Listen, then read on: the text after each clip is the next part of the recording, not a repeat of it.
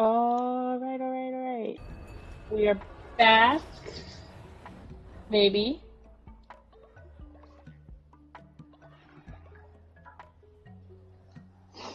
Mayhaps. I'm waiting for Twitch to tell me that we are live.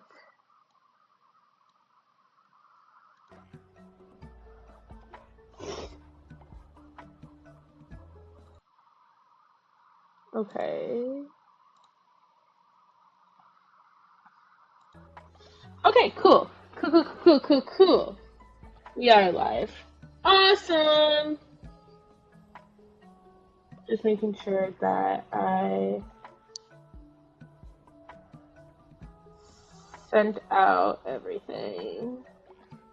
I want to copy. Alright, so we're back playing Cult of the Lamb. And we are going to spend some time today playing and talking about the Manson Family cult. Hello, welcome. I'm going to do a couple of things before we start talking about the Manson family. Partly because I don't remember where we're at.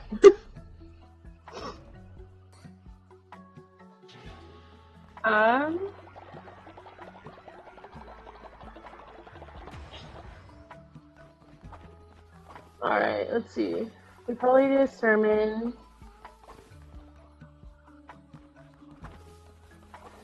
Everyone there is dead or dying, as we saw. Or not dead or dying, they're just... Oh, awesome!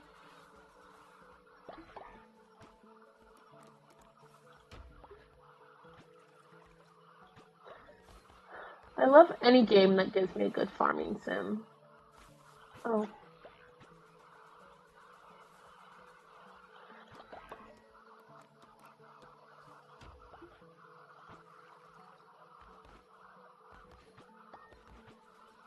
We probably need to do more farming today.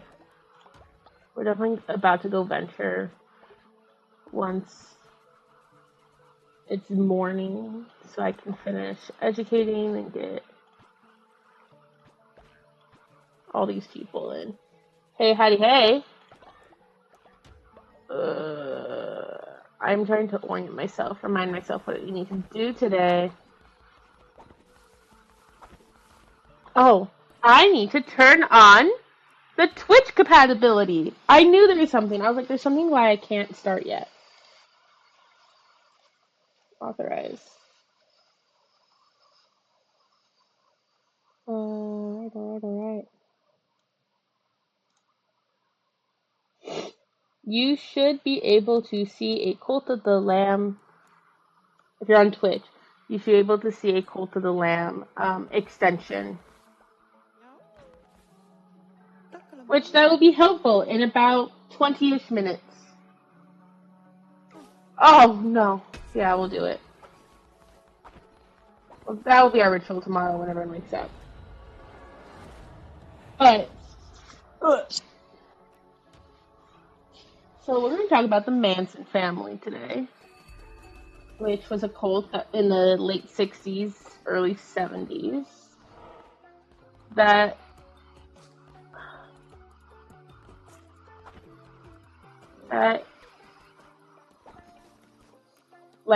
sorry, I have like an air bubble in my chest. That like the, what's it called? My brain's all over the place. That like the Jonestown, but like the cult from Jim Jones was ultimately is going to change the way that people view cults and understand cults. Woo! Let's do something real quick. Um, just as like a reminder, the definition of cult is like widely debated, but I'm specifically using the definition of cult in which there is some sort of charismatic leader who leads the whole thing. Oh, we don't have enough? We're gonna go fix that real quick. There's some sort of charismatic leader who runs, who's like the head and sometimes has people believe that he or she has some sort of supernatural powers or has some sort of divinity. Oh my goodness. My notes. Has some sort of divinity that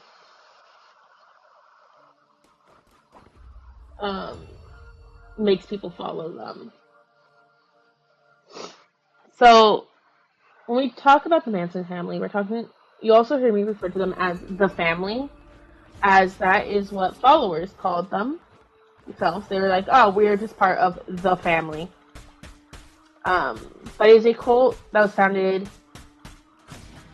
by. It was a cult, a commune, and a gang. Because we'll talk about some of their crimes. That was led by Charles Manson. We'll talk more about who he is in a little bit. That was founded in 1967 and ran. It was, I say actively operated very lightly, but actively operated until 1970. Because as you'll find out, in 1970, Manson will be put in jail.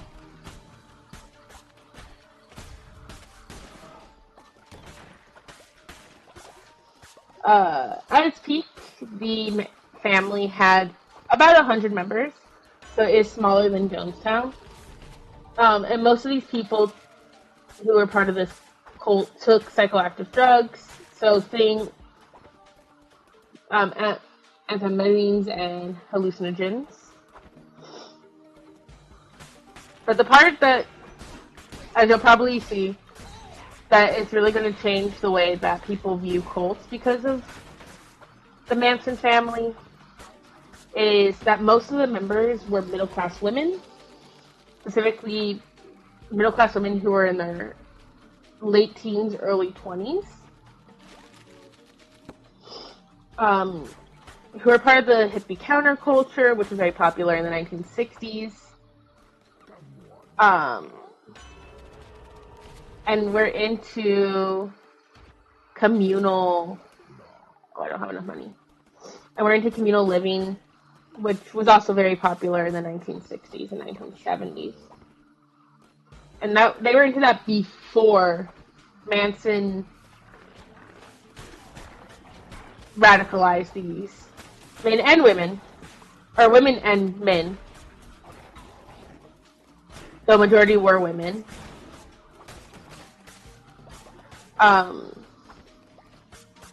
It's also confirmed that there were at least 9 people who were killed by the Manson family. Though it is possible, based on claims that people, members of the family made, that it's possible that there were 24 people who were killed. And they also committed a number of assaults, petty crimes, and just street theft, street vandalism. Oh, I see how it is, hey Mitch. That ultimately were just part of what the family did. In total, there are 10 members that we do need to know because they will come up again and again. This is kind of Manson's inner circle, or the inner circle of the family, because Charles Manson is one of the people that we need to know, obviously. So there is Charles Manson, who established the cult and was significantly older than everyone else in the organization, in the family, in the organization, whatever you want to call it. The next person we need to know is Susan Atkins. She was 19 when she joined the family. Leslie Van Houten.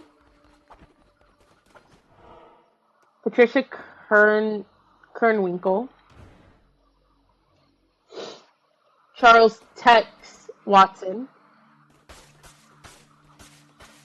Bobby Basili. Steve Clem Drogan. Bruce Davis. Linda Caspian. And Lynette Squeaky Frame. So let's start by getting this follower. Hecate, please accept their sacrifice and bless us with fertile soils and bountiful harvest. Keep the famine at bay.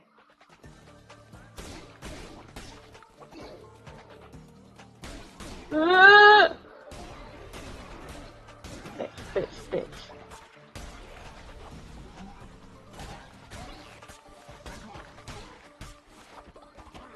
Ooh. Okay. Obviously, one of the most important people to remember is Charles Manson. I didn't deep dive into the backgrounds of every single person of those 10s, of the 10. I did dig into Manson's because it's kind of important when he is the person who founded the cult. As I said last time, a lot of cult leaders are narcissists by nature. They hate the idea of someone being above them. But it's always important to note that according to Manson's mother and other people who knew Manson as a child, Manson was not neglected in any way. And he was always pampered, especially by the women in his life. Which I think is really important to note because when compared to... Oh, I should have been there. When compared to, like, Jim Jones, who we talked about last time, Jim Jones was highly, highly abused. And neglected, where he started having these illusions. Versus Manson, who was born in 1934. He was not. He was kind of just had a pretty average childhood. Where that people were actually surprised after the fact that he caused as much destruction as he did. However, he was either incarcerated or institutionalized by the time he was released on March 22nd, 1967. So he spent a little over 15 years of his life in institutions.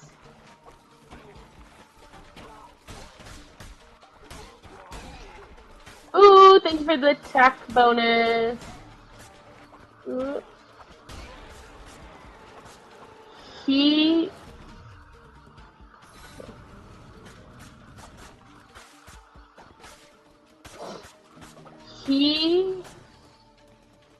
So, on March 22nd, 1967, he's released from prison. And he ultimately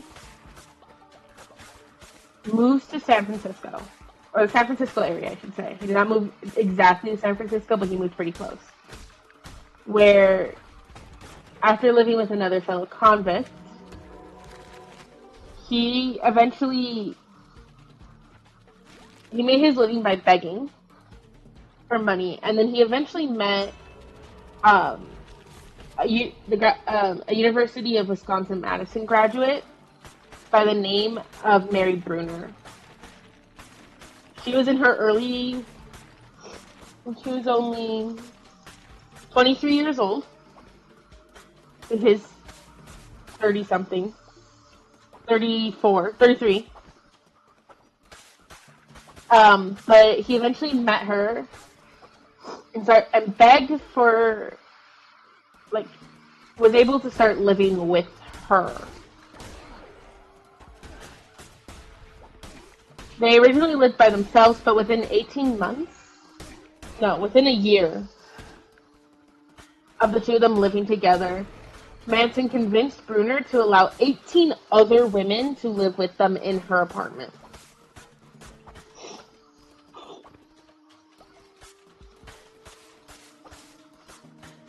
Um,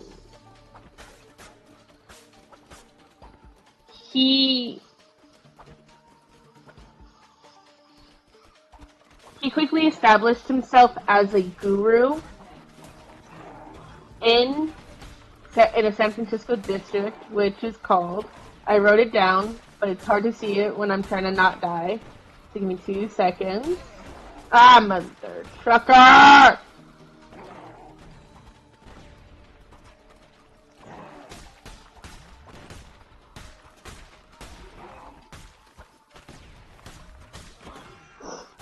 Ah.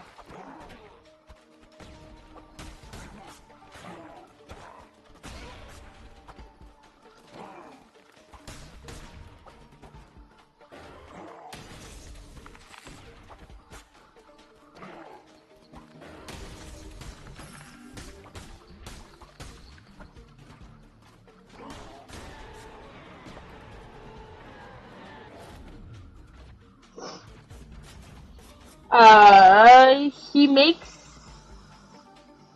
he establishes himself as a guru in San Francisco's High Ashbury district, which is very much like an artsy counterculture district during the 1960s, where he very much is like finding a lot of people who live there, especially young women. This is where like the 18 women that he ends up having move into Bruner's apartment, live. Um, there are some male followers during this time, but over 90% of them are women. Oh, shit.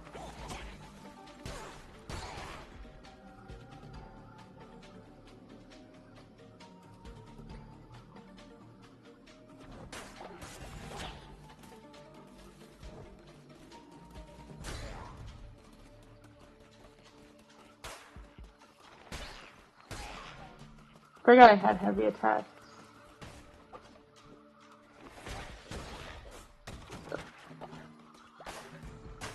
Um,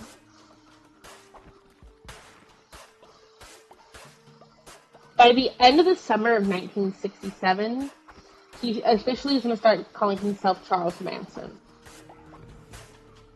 Um,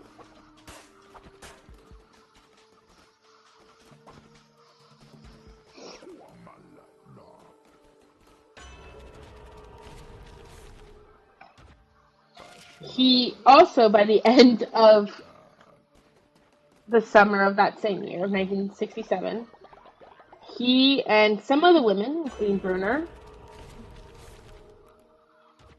are going to start living in a converted school bus and eventually make their way down to the Los Angeles area and start living in the bus for some time in Los Angeles.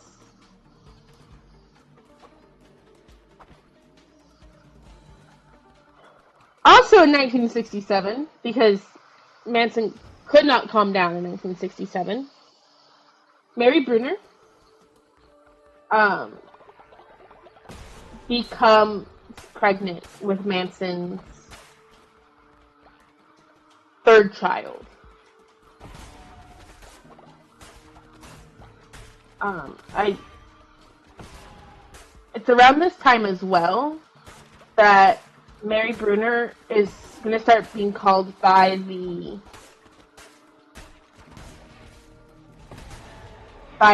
rest of the cult, the Mary Manson or Miss Manson. So there's no official like marriage records between Manson and Bruner. I'm gonna keep calling her Bruner just for the sake of ease, because there are a lot of people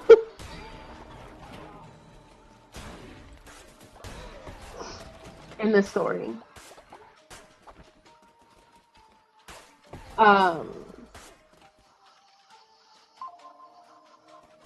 But some of the beliefs of the group.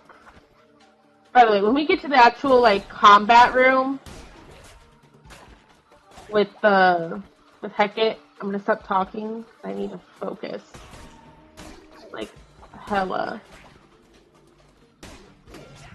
Ah!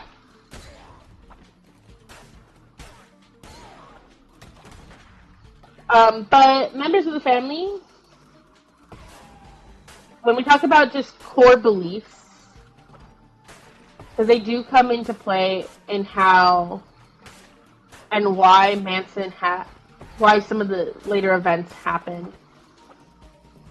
The members of the family were utterly convinced that Manson was the second coming of Christ, which not unusual for cults. I mean, Jim Jones, from our last episode, thought that his followers believed that he was a god, that he was God.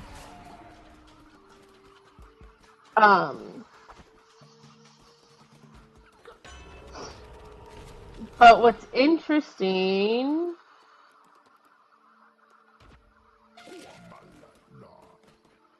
about it is that Manson also convinced his followers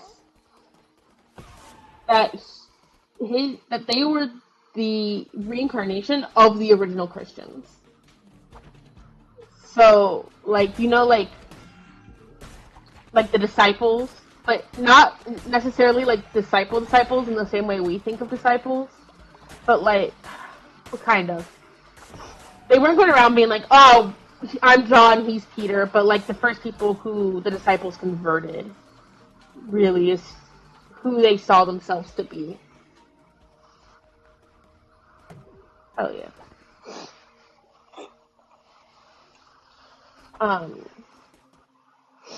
And we'll pick up from there in just a moment.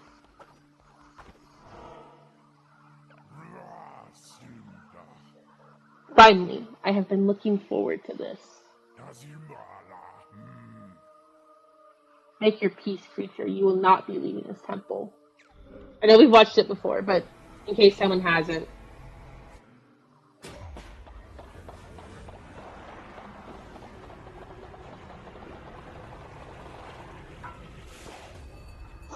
Hear me out.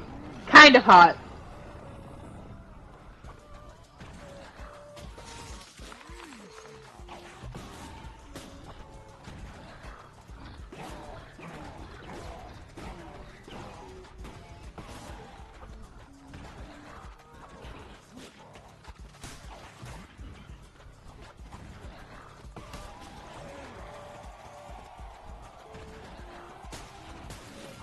Ah! Dang it.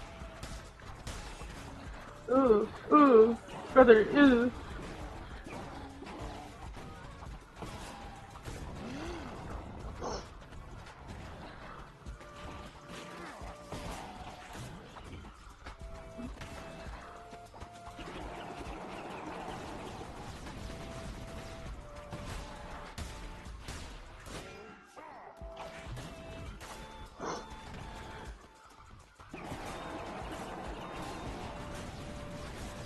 Ah! Oh my gosh, I saved that. What the?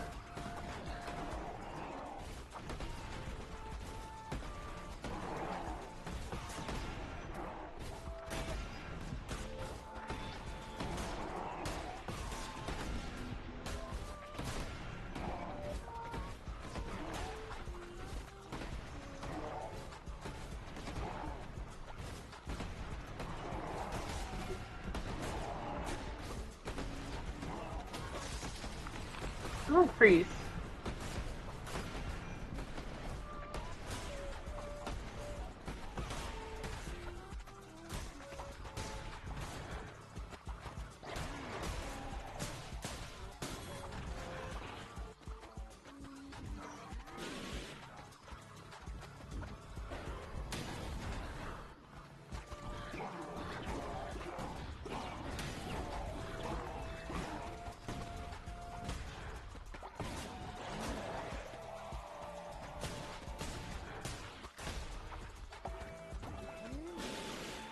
Oh my gosh. Mother trucker.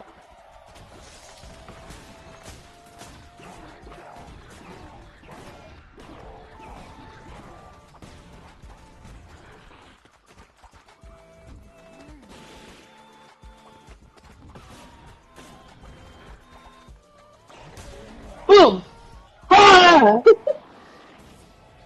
Second bishop dead.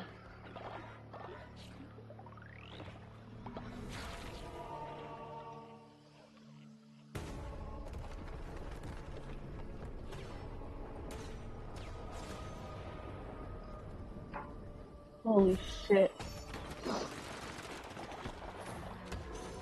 Yay! Oh, we got a new follower! Everyone be ready in a couple minutes here. When I get back.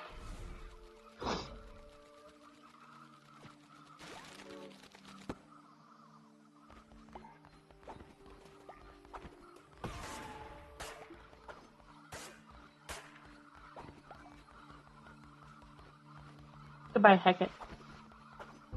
You sucked.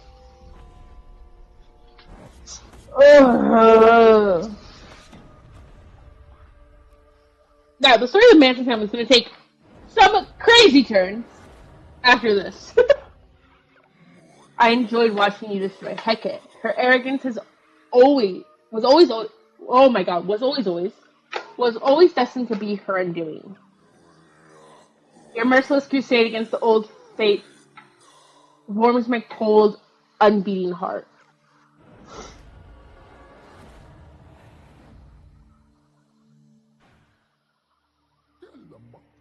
And the shepherds shall make way in the wilderness, rivers in the desert, and light in the dark. This game is very religious, not very religious. It has its own religion. Oh my god, people are sick? There's a heretic? What the fuck's happening here? Hey, you. Prison. Oh.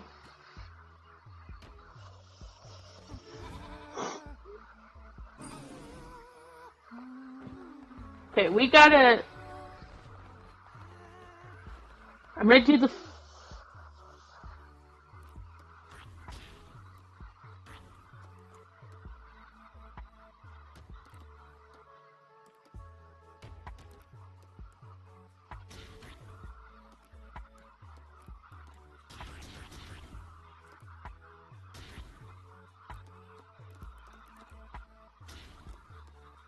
Let's cook some food!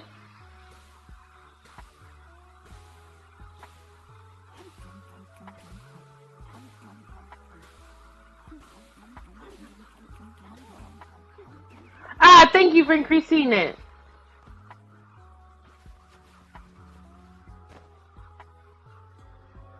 Oh, what the fuck?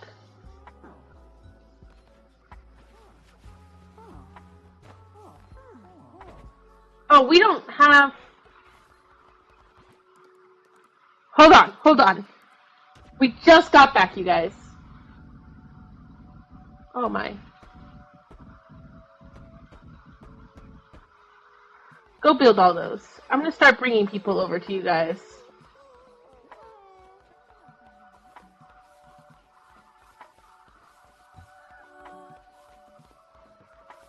Who's sick? Someone's sick. Where are they?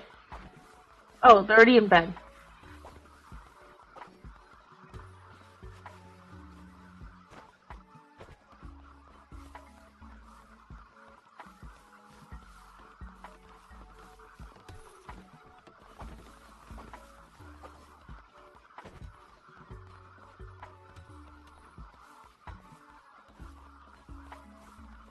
Yeah, I know it's disgusting.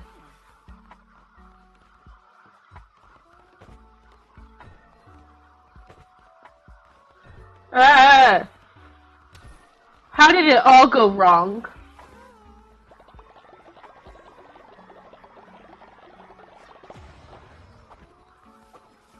Why are you getting sicker?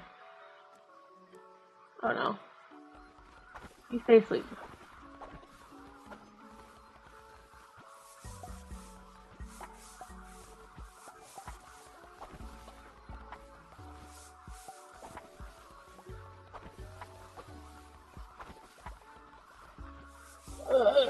Brother.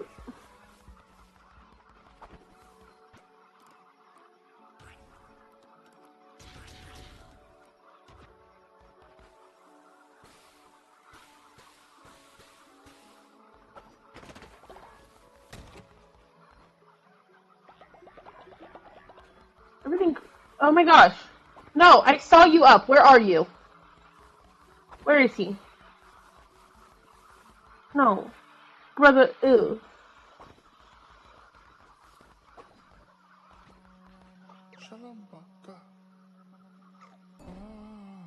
Power raffle. Boom.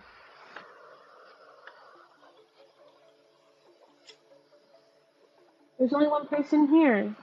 So.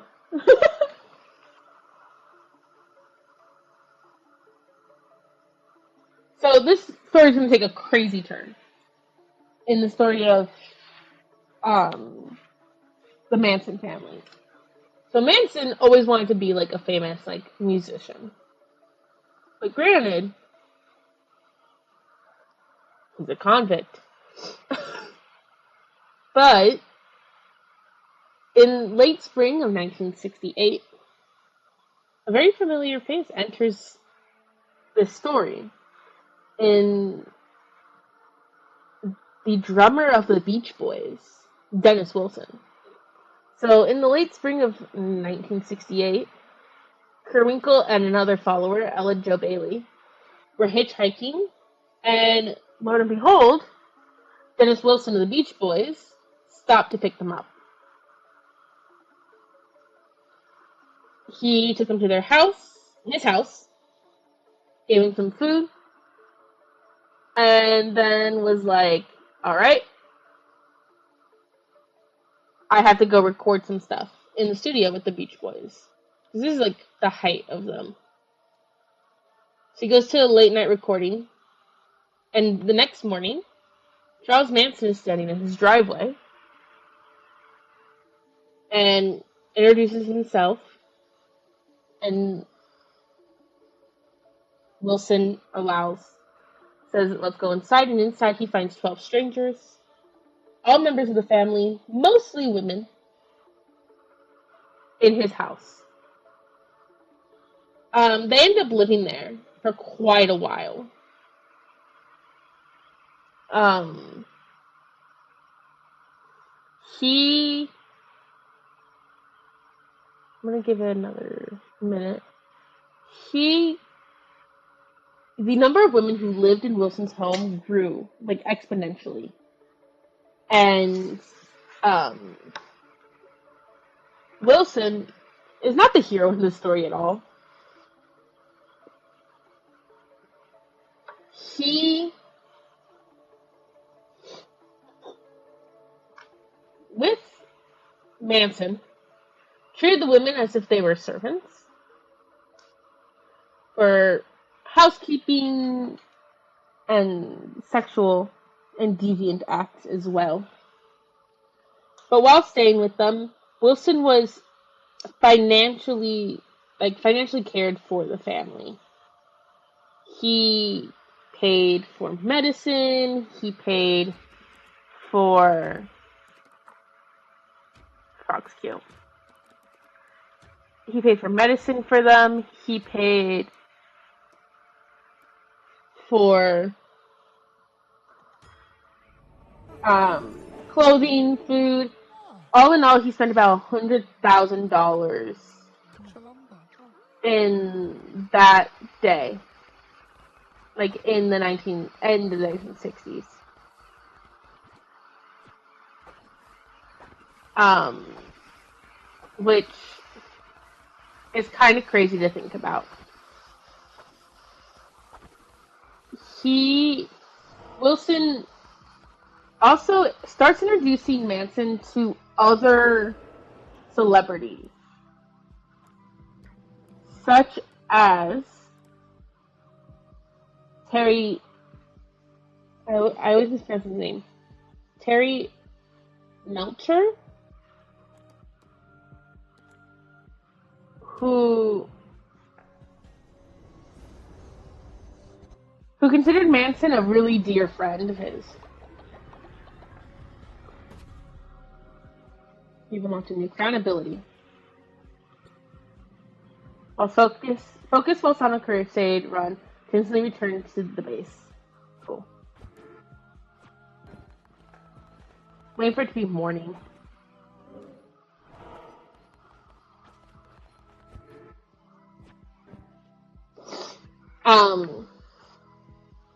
But he met a lot of other celebrities that kind of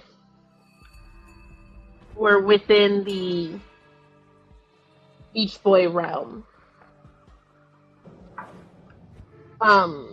But Wilson's lease will expire later in 1968, and the landlord of Wilson's old home would ultimately evict them.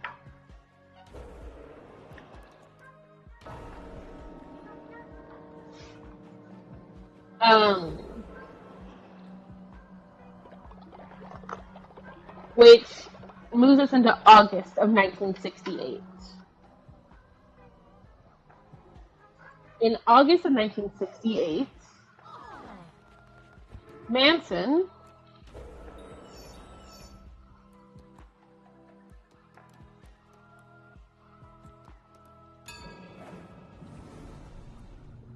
establishes. Sorry, I'm trying to think.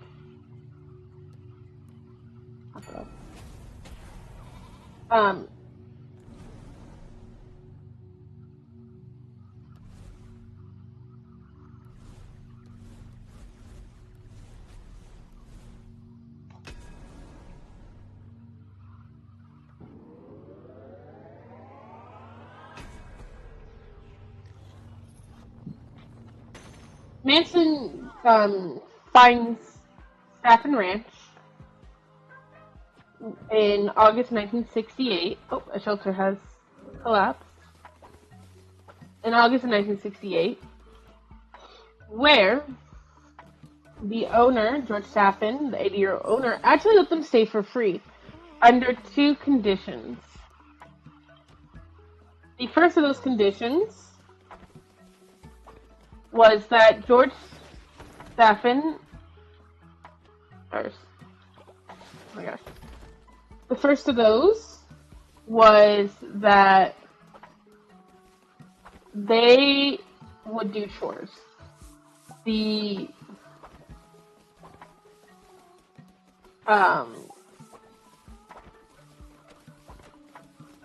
family would do chores around the ranch to keep it up to date and well. Two more people are sick somewhere. And make sure that it was livable. And the second thing was that he was allowed to have sexual favors from the women, which all the women of the family participated in quite frequently.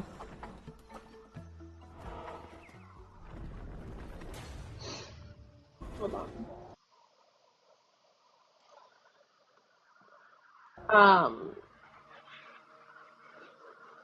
In order for them to be able to, stay there for free. Because they weren't making money.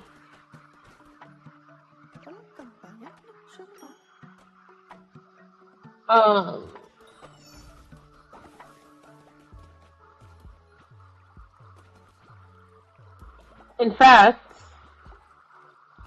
as I said up top, Lynette Maine's nickname was Squeaky because of George Chaffin.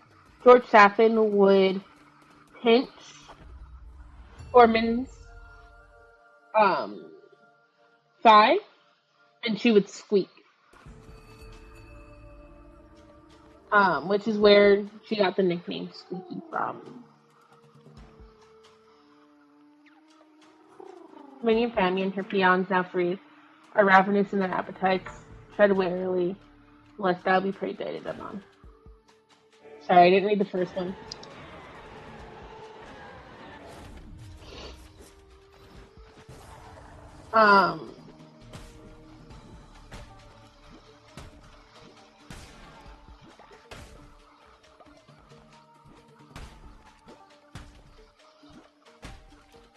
By November of 1968, the family also established 2 more headquarters.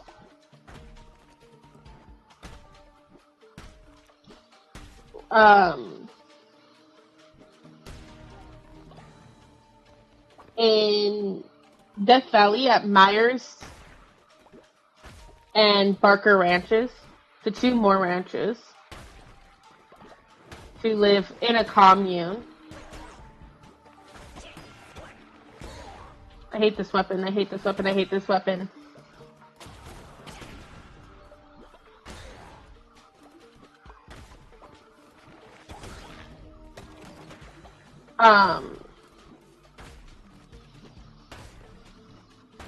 And this is where the story starts getting a little weird.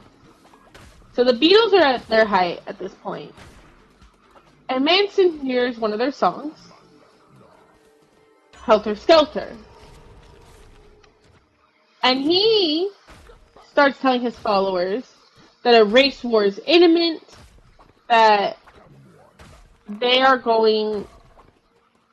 African Americans are going to rise up and attack white people. Which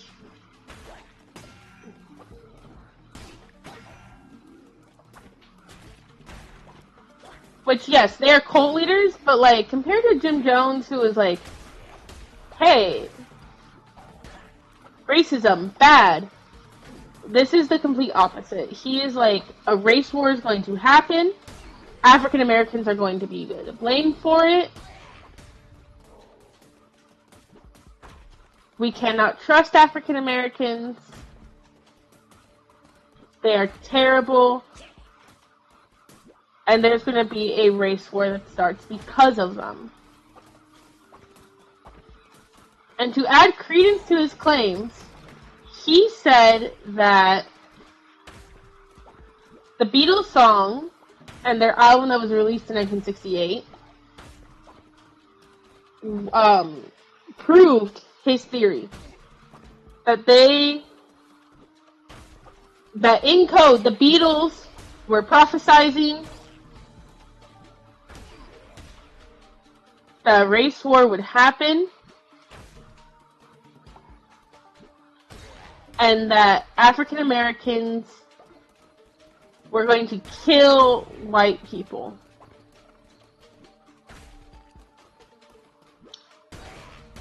So, comparatively to Jim Jones, who most of his followers were African Americans, the Manson family were like, African Americans are bad, they're going to end everything. And we'll see that this actually affects some of the crimes they do. Because they're trying to incite a race war.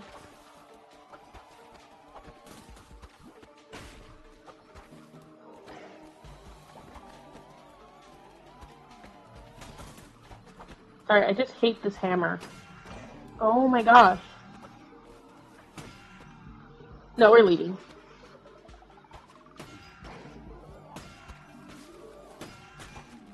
Oh, what the fuck, what the fuck, what the fuck.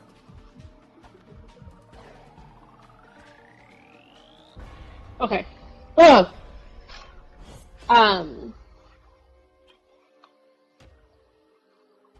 He legitimately believed that their 1968 album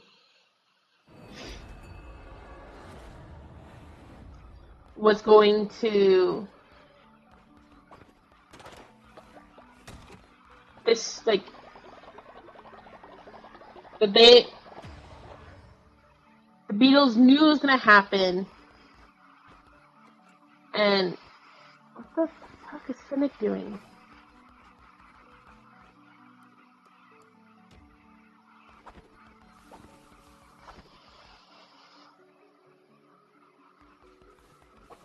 Oh, thank you. Um, they believe this so much that by February 1969, the family makes their own album predicting a race war.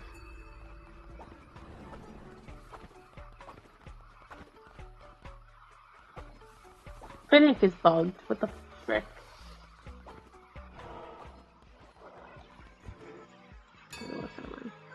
Oh, it's locked. It doesn't matter anyway. But they were all in about the people.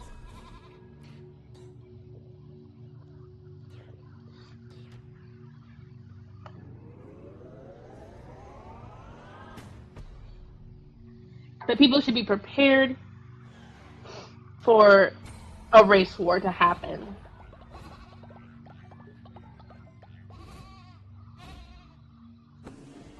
Which brings us to the part that actually gets the Manson family from just being some other group that just existed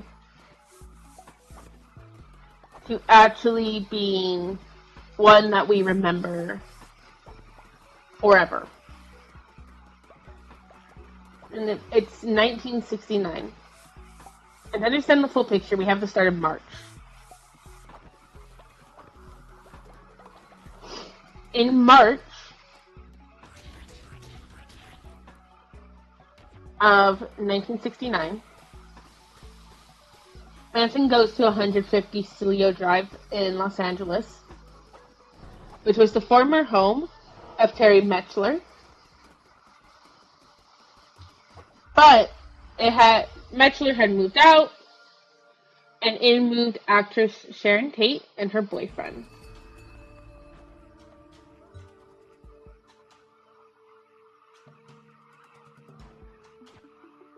We're not doing the hammer shit.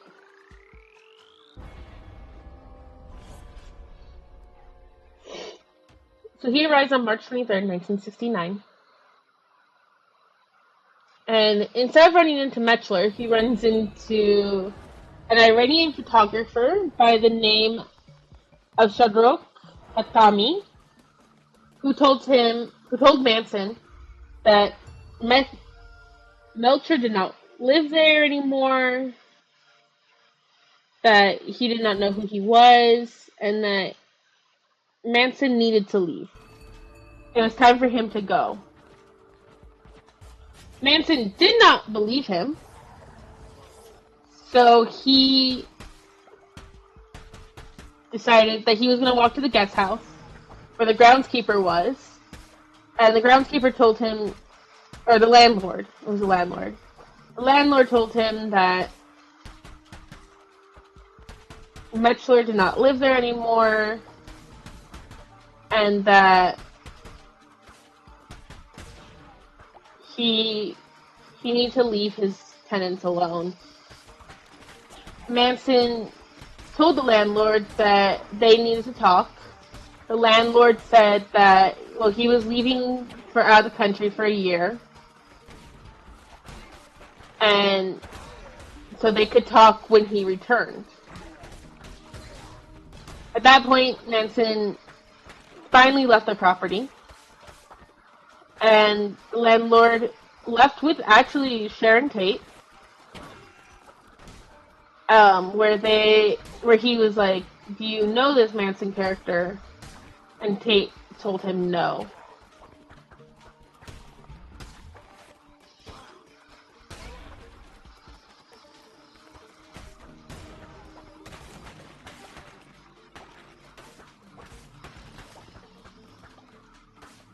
which that could have been the end of it, but it wasn't. On July 1st,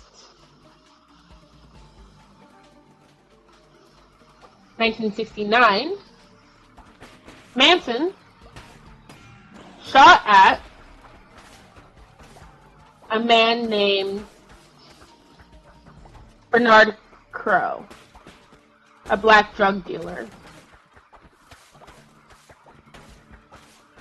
Crowe had come to Saffron Ranch looking for Watson, looking for Tex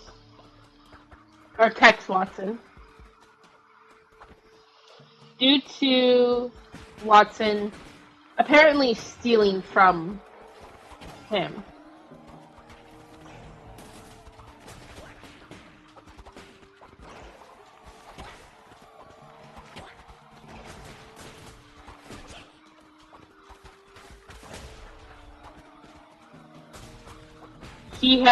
Crowe had threatened to kill everyone that lived at the ranch, so Manson grabbed a gun and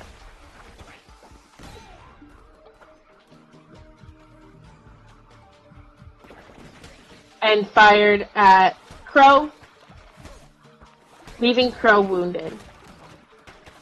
Manson would later hear on the news that a Black Panther member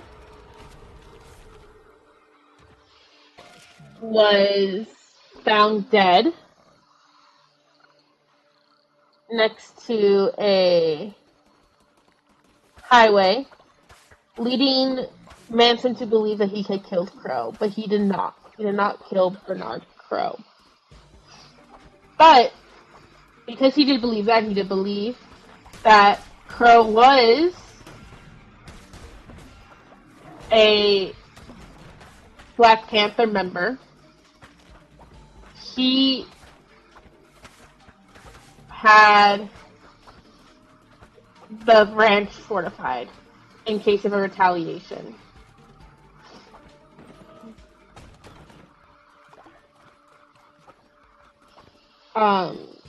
He went to the Street Citizens Motorcycle Club for security.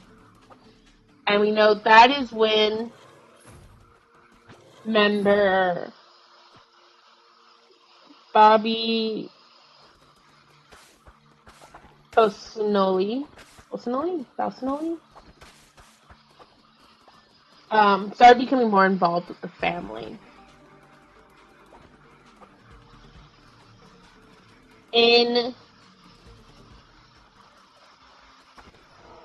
On July 25th, 1969,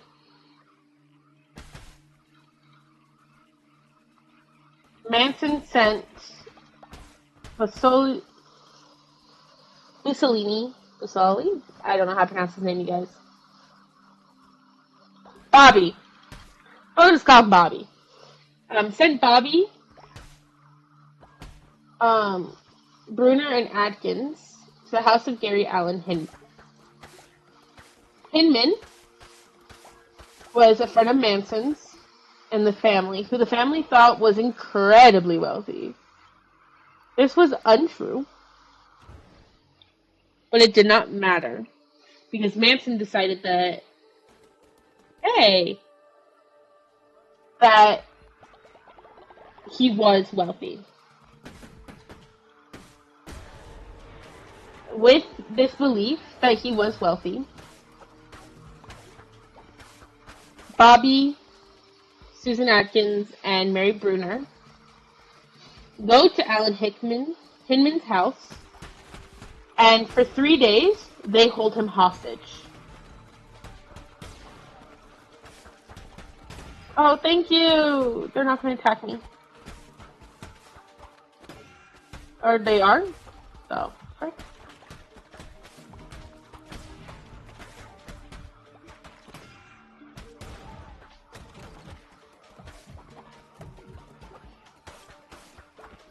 So they go over to Hinman's house. Exactly. They go to Hinman's house, and they bound him And for 3 days, they hold him hostage and torture him. Hinman survives those 3 days.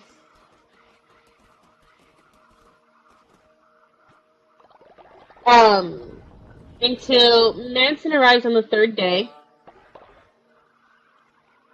Thank you. But you're useless to me now. Manson arrives on the third day with a sword, of all things, and he slashes Hinman across the face from his mouth up to his ear. Before he allows Bobby to stab him over 20 times.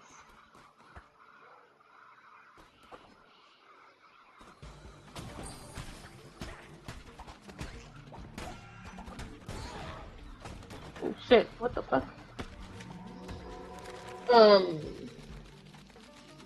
Yeah. It would later come out, and we'll talk about the court trials on their own in a second. Not in a second, in a little bit. Bobby, Atkins, and Brunner will all later say that they were sent to get a $21,000 inheritance from Hinman's house.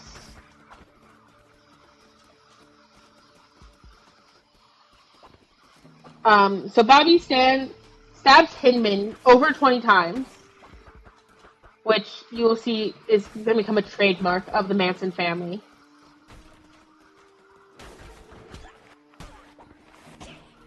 And in Hinman's blood,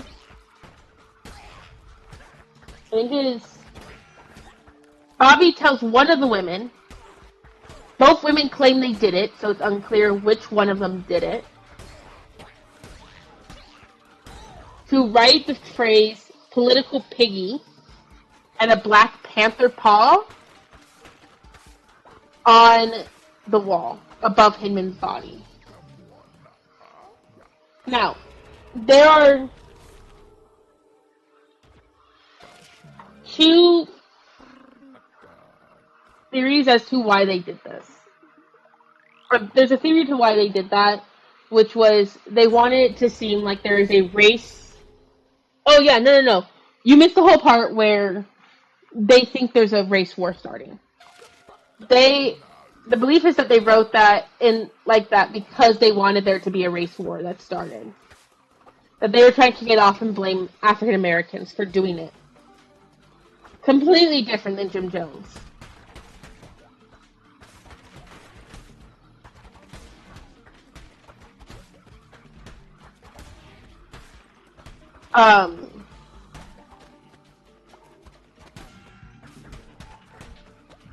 Die.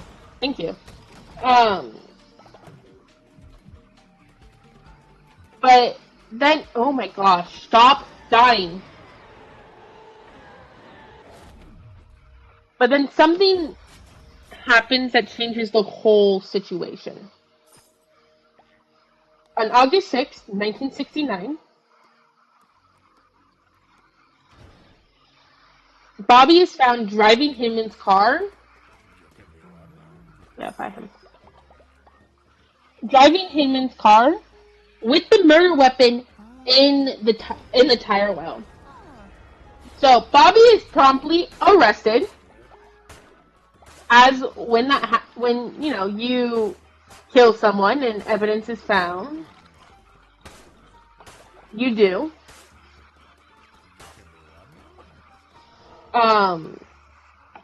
And this sets off a very tragic series of events.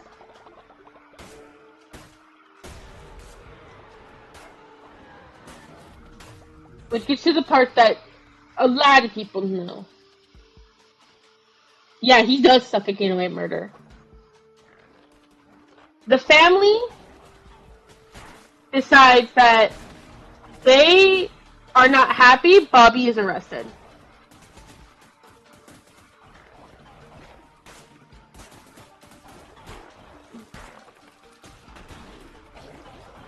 So one theory is they decide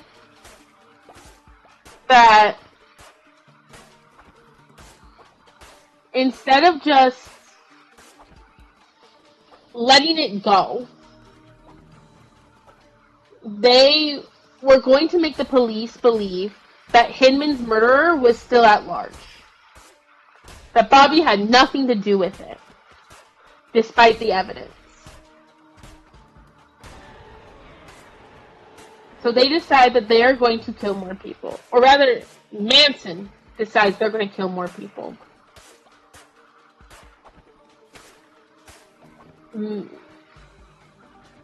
People suck. We're going to do this. We're going to do this. And we're going to cycle out. On August 8th, according to Tex Watson, Manson comes to him and tells him to grab 3 of the women,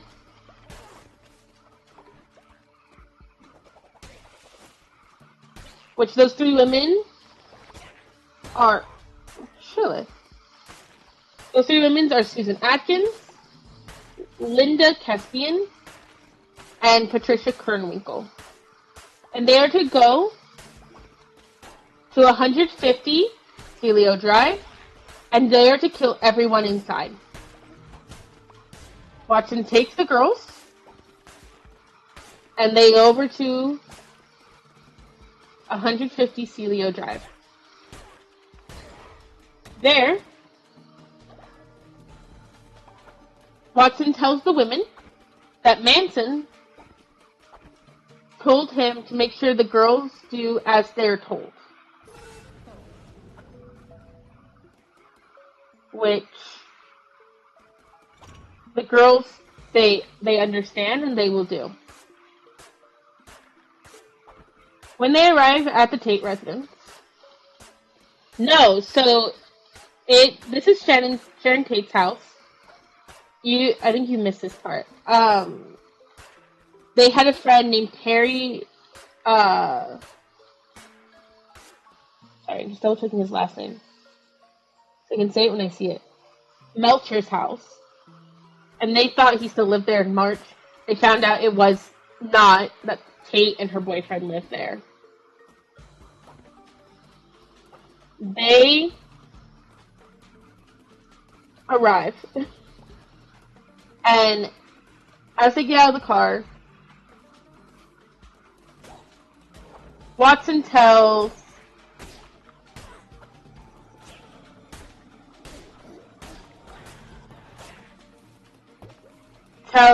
Linda to stay outside.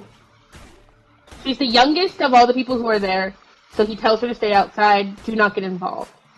She says understood, that she will watch the car. Before they're even able to walk up into the house, they are met with the housekeeper's 16-year-old son, Stephen Parent,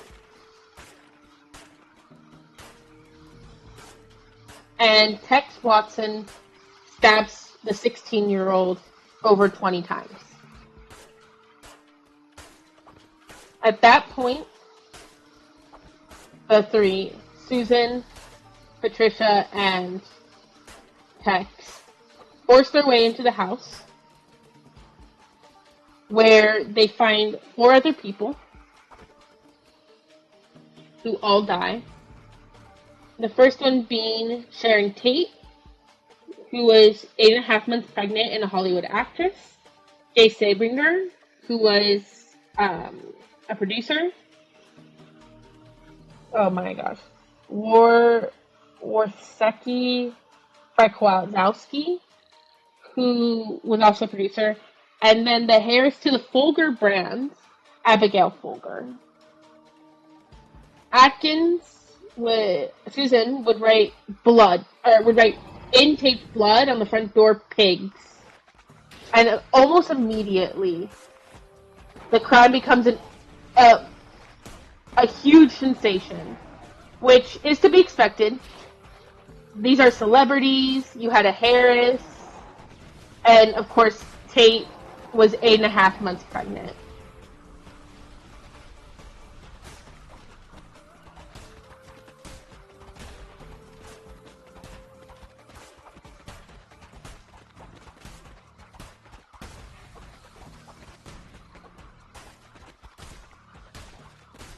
Sorry, we are going to continue in just 2 seconds. I just don't. Oh my gosh. Say, I don't want to mess this up. Nice.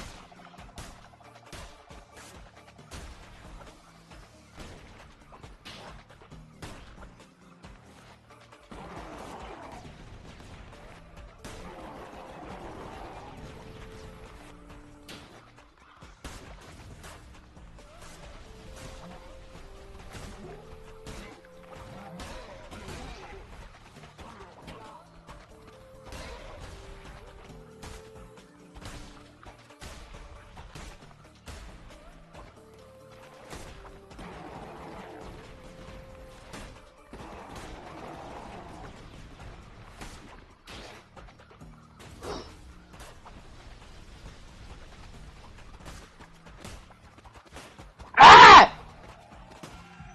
Oh, motherfuckers. He's so close to being dead. Oh, my trucker.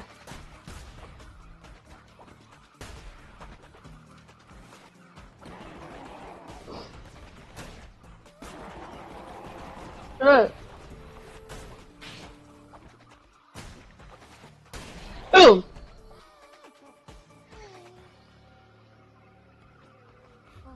Ugh.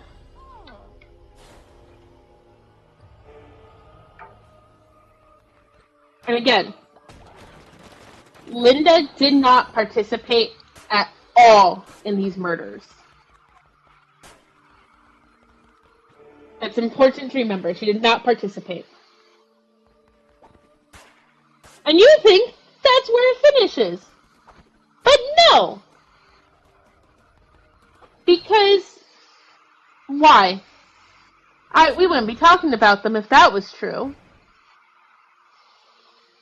The following night, on August 9th, Manson,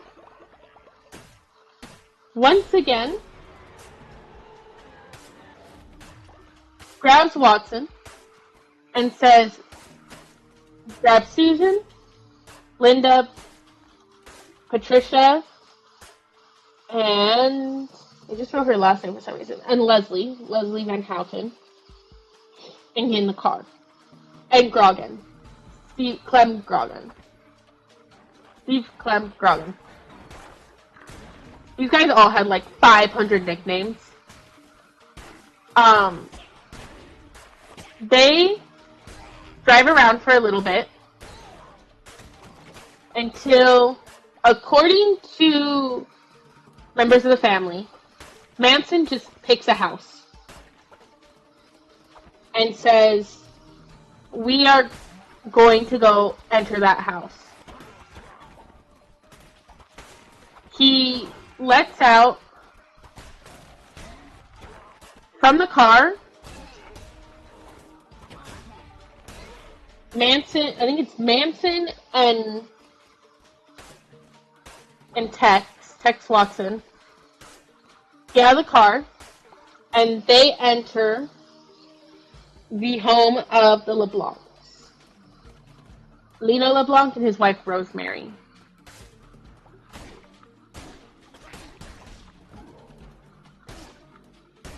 Lino LeBlanc is in the living room, and the two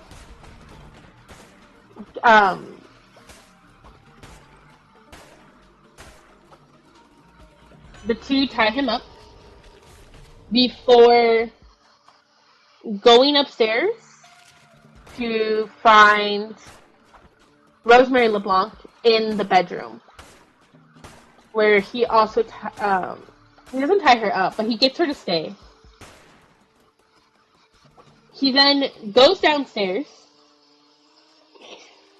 and Manson gets in the car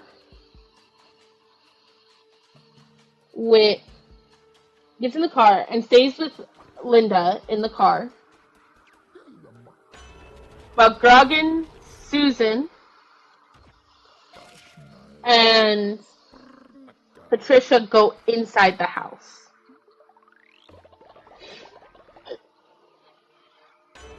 Watson sends the two girls up to the bedroom, and he then proceeds to stab Lino LeBlanc, who he owned some supermarket. It just kept saying he was a supermarket Mongol. He proceeds to stab Lino 30 times.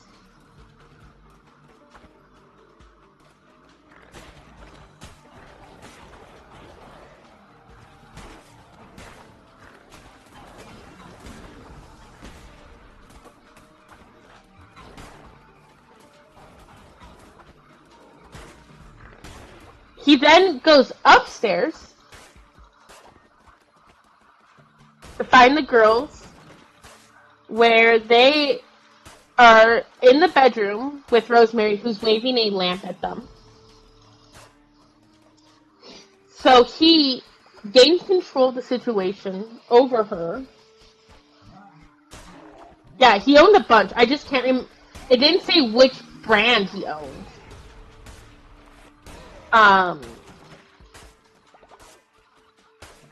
He stabs Rosemary 15 times before going downstairs and stabbing Lino another. It was like something like another like 15 times. Susan Atkins will stab Rosemary, who was already dead at that point, another 10 times.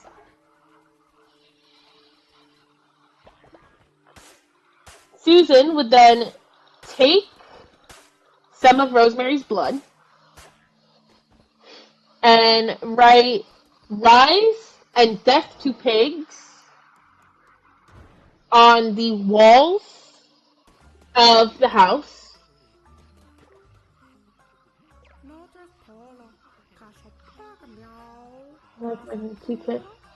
I did have found the found. And yet, one lackadaisy summer day, my beautiful children were taken away. A gift they said, more! For the one they loved most, the one that waits, I wept, I keened. But how can one say no to a god? Or they may be, I hope they are devoted and loving as I. I get it, Hammer Stone.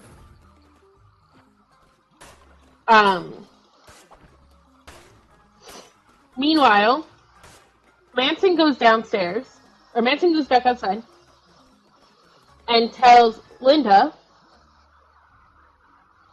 to drive to a friend of hers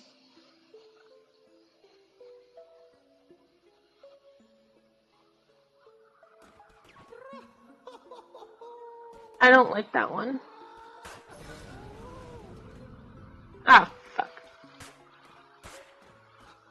We're gonna go tiny. Tiny time.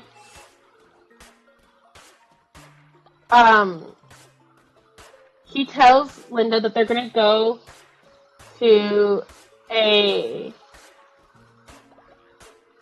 her acquaintances, and he drops off Linda, Steve, and Susan before going back to Staffen Ranch. No, you're good.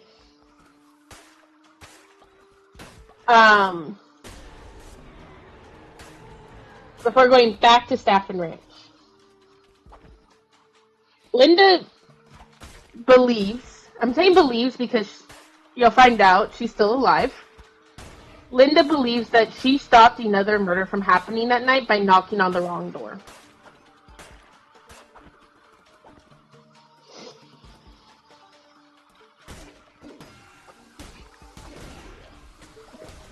out of my life. What the fuck, dude?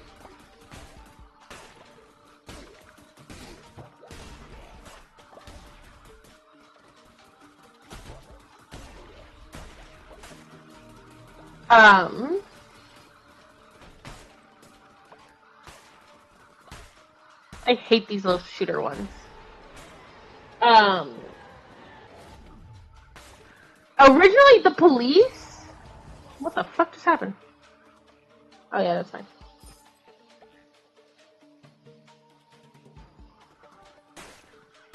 Well, keep in mind, they're doing all this because they're killing white people because they're trying to pin the blame on African Americans and start a race war.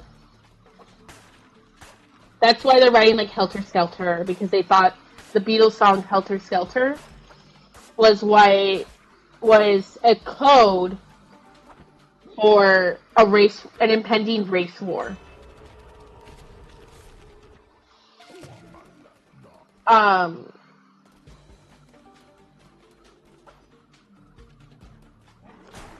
Get the fuck out of my life. So, originally the police did not put the Tate murder and the LeBlanc murder together at all until former members and people who were friends with the Manson family started saying, hey, this is kind of weird because, like, there's evidence that they were there. And we know you guys could, like, overlook that.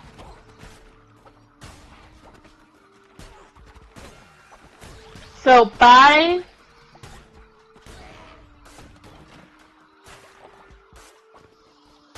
December 1st, 1969, official arrest warrants are put out for the arrest of Tex Watson, Patricia Kerwinkle, and Linda. And then they raided the I'm going to turn on a light real quick. They raided the Saffin Ranch, which we all knew was going to happen. But in this raid, they find evidence of the gun that there are guns, there are the murder weapons that were used in the killings, and just straight up, like, it actually starts a very unfortunate chain of events that we'll talk about.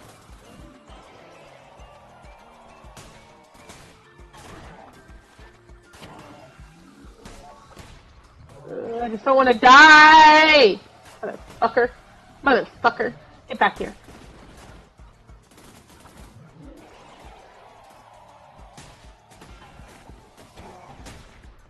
Fuck you. Fuck you.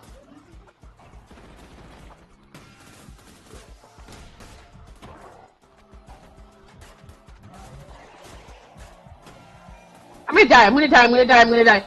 Ah! I died.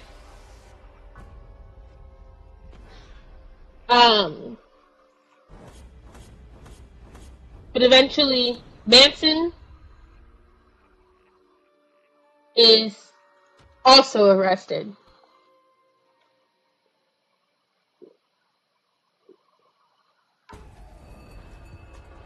So officially, the trial against the Manson family, minus Bobby,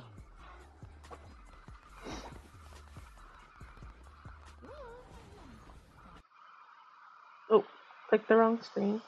Where am I?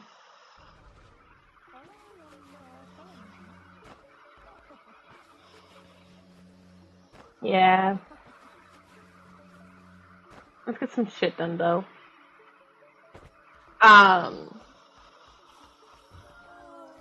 Starts on June 15th, 1970. Now, this trial is fucking crazy. Legitimately. So, first and foremost,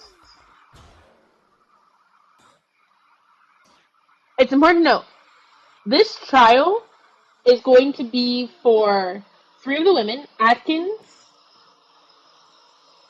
Susan Atkins, Leslie Van Houten, and Patricia. Oh yeah, we'll talk about it at the end. There are people who are still alive. Holy shit, how many of their beds broke? Holy shit.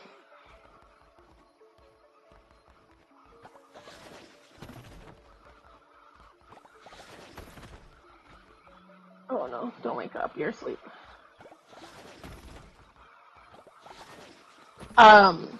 And Manson. So those 4 are on trial.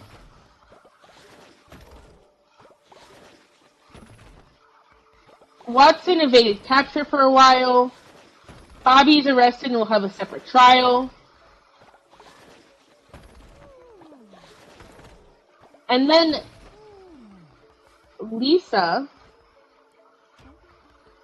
not Lisa. Yeah, people from the cult are still alive. Linda actually does something very interesting. She decides to turn state witness against the members of the family. She decides that she decides to testify against Manson and the other members of the family. Which is something that... Yeah, we can go get flowers. Which is not something anyone was expecting. So she's granted immunity, in part due to the fact that she actually did not kill anyone. Which is why it was so important that she did not. Why I kept mentioning that she was outside, that she did not participate. She turned state witness, much to the chagrin of the Manson family. And they absolutely are horrified by this. They put Linda in protective custody because they are worried that Manson family is going to try to harm her. Which is absolutely true. They would have if they had a chance. The Manson asks in court to a judge named William Keene. I'm gonna do a follower raffle so everyone can design and then it'll pick one. Named William Keene. He asked to be his own judge, his own attorney.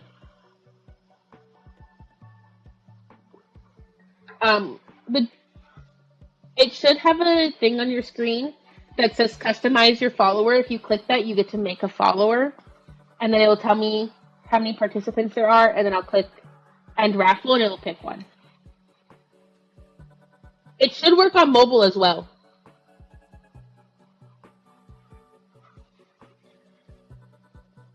It should work. It tells me it works.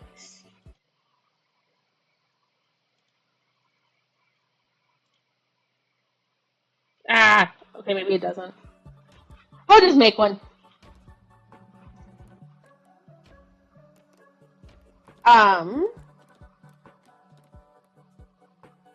Let's get a turtle.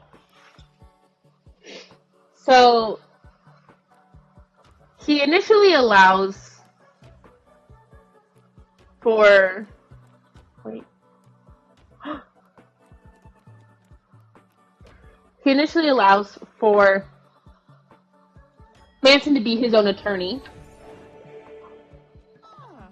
Oh, shit! Okay, hold on. There's another follower.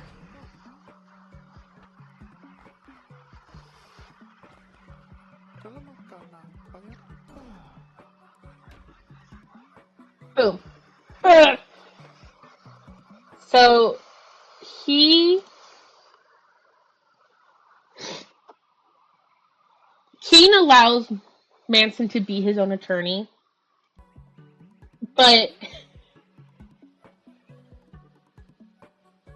Manson absolutely goes crazy. Like, legitimately.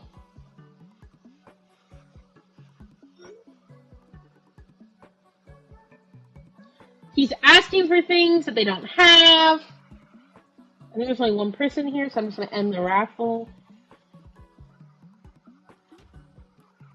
Woo!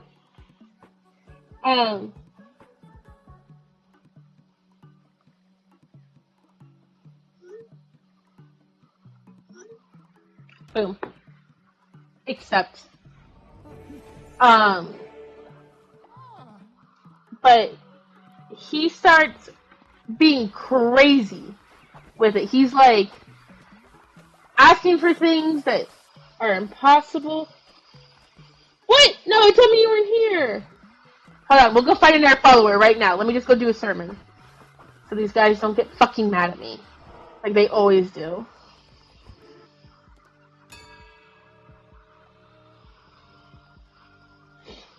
Okay, I'm sorry. Give me 2 seconds. I think it saves it, so.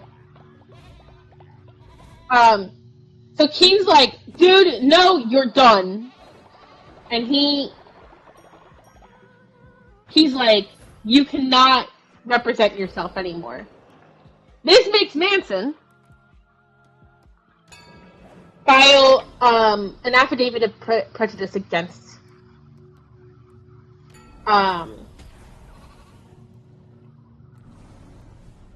Grass Eater. I need this.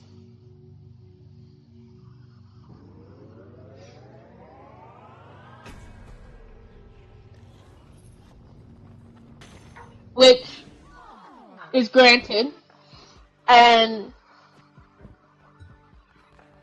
the new judge of the trial becomes a judge named Charles Older. On the first day of testimony, Manson doesn't give anyone a moment to fucking breathe. Because why the fuck would he? And he goes and he's like, haha, I carved an X on my forehead because I'm being persecuted. Which everyone's like, what are you talking about, dude? Which the women on trial the next day follow suit, and the members of the family not being prosecuted get immediately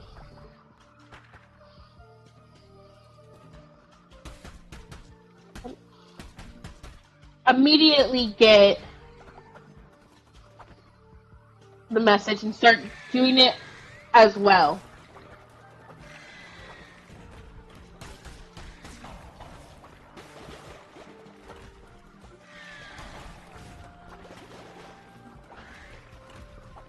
In fact, the family is such a big component of the trial that they were standing by the entrance of the courtroom so they could hear what was being said.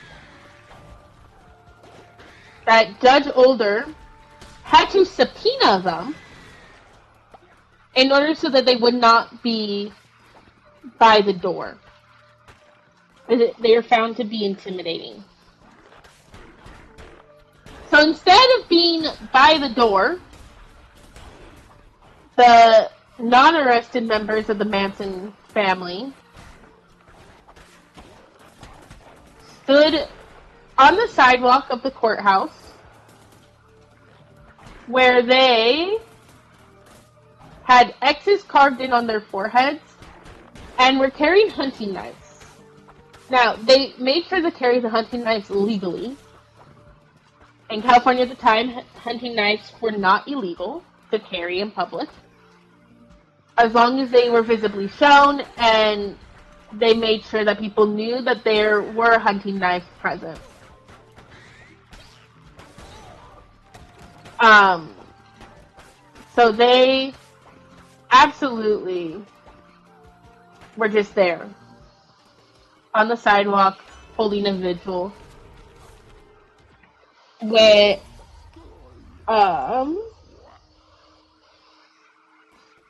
but the family on the outside also used their leverage of being on the outside as a way to let me fish. I don't care if I die. As a way to intimidate witnesses so they would not testify against Manson and the women.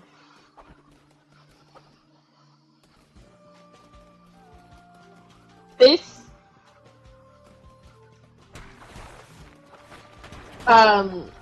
does not help in the slightest.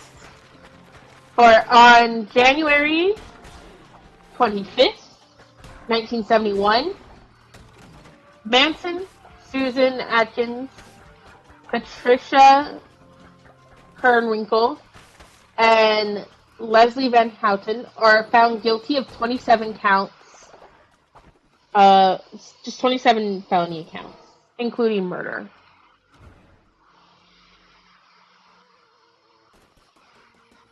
It's also interesting to note that in that trial, Manson was found guilty of murdering Donald Shorty Shea. Now, I didn't talk about his murder before because it's really interesting. So, when the raid of the ranch happened, Manson came to believe that Shea was the reason they knew about the murders. At the time, they could not find Donald Shea's body, and they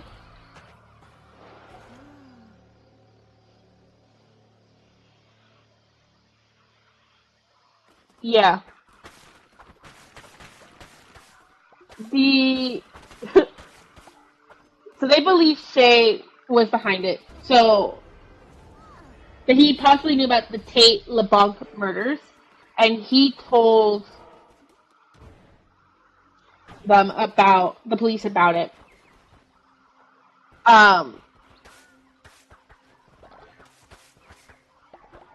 Originally, and we'll talk more about Aftermath, the members of the family told police that Shea's body was dismembered and they would never be able to find it, that they didn't even know where it was because they absolutely destroyed it.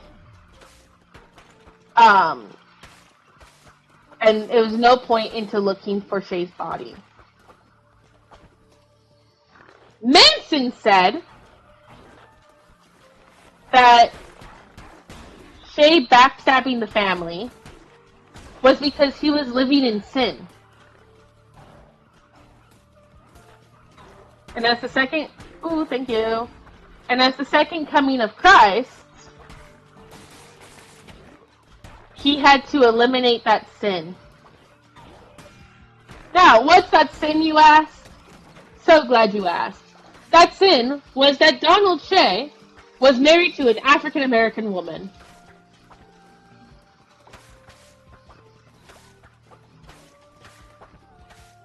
Yes, you heard that right. Donald Shea was married to an African American woman. So, he was living in sin, because that is not what God intended.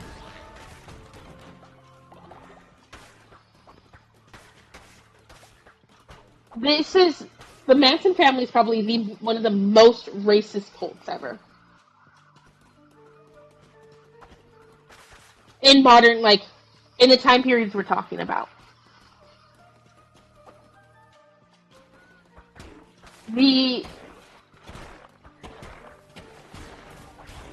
So he is found by the grand jury to be Manson is found to be guilty of Shea's murder.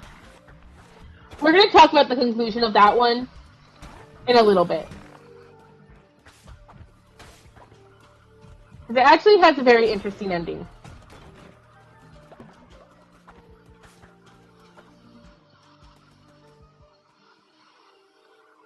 All of a sudden, during the yeah, during the penalty phase. So basically, when they decide like who is like how long you should be in jail for your crimes.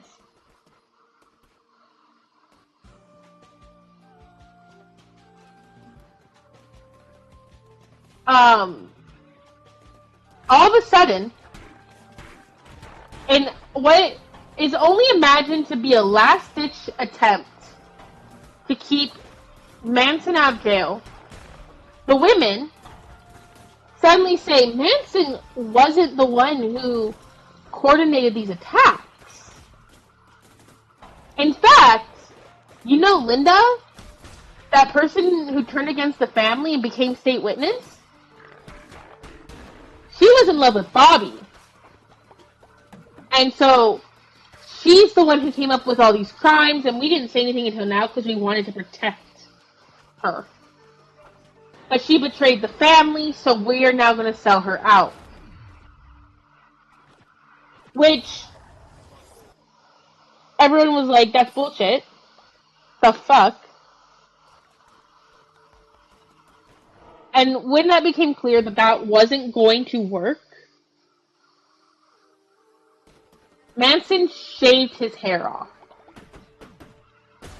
He shaved all of it off, and the three women, Susan, Patricia, and Leslie, the next day came to court with their heads shaved.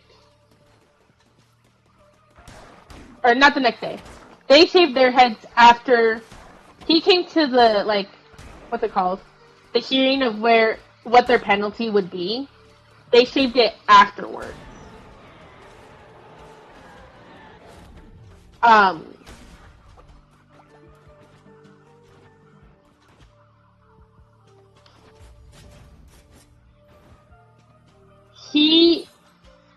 Judge Older sentences all four of them to death for their crimes.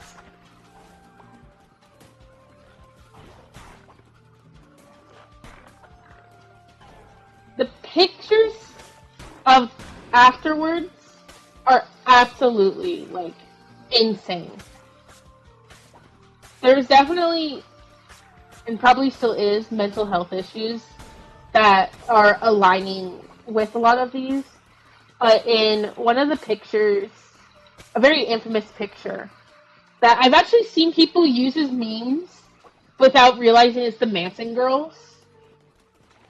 The three girls are called the Manson girls because of how devoted they were.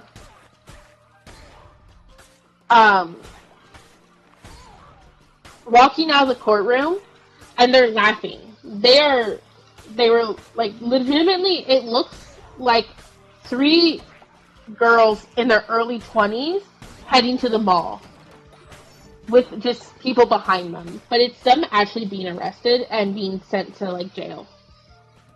And they would shave their heads once they got to the jail. But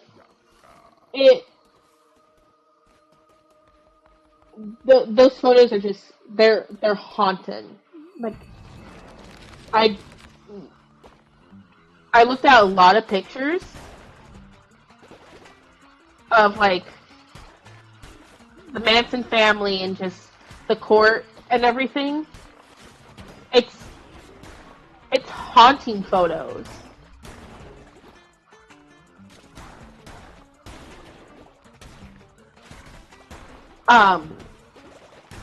It's also important to note that we talked about 9 murders here, but it is absolutely possible that the Manson family is responsible for at least 12 other murders,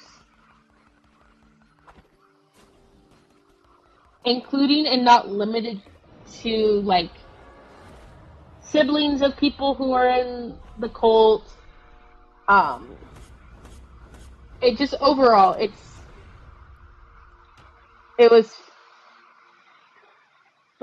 Like going as far as like going to London to kill people.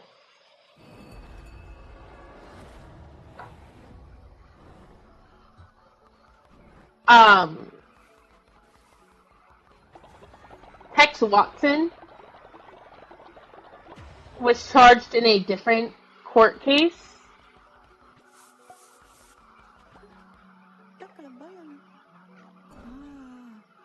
Follow your raffle. Um,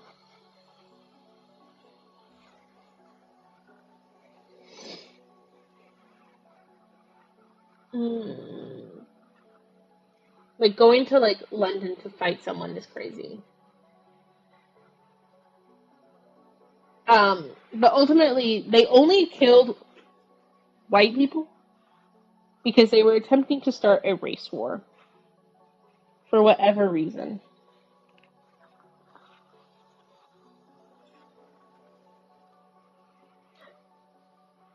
And raffle.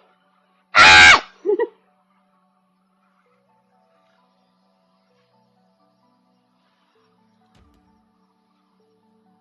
um, Polyamorous. Natural skeptic, germaphobe.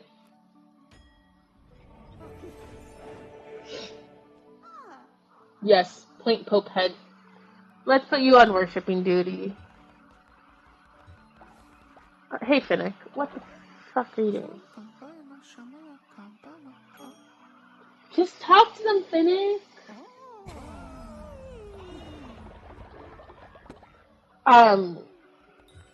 Saffron Ranch will close in September of 1970.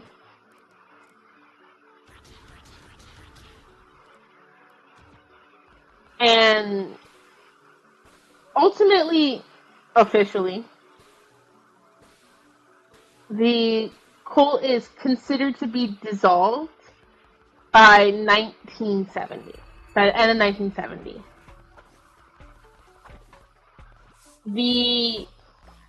But our story doesn't end there.